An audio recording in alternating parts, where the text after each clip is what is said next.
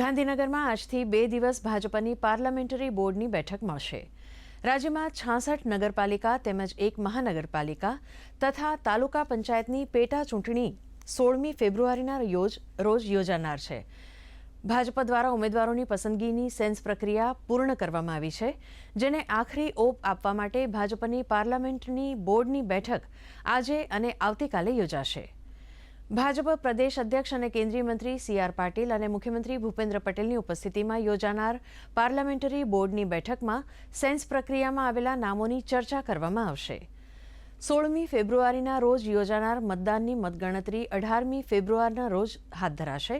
બીજી તરફ મુખ્યમંત્રી ભૂપેન્દ્રભાઈ પટેલ આવતીકાલે દિલ્હી જશે.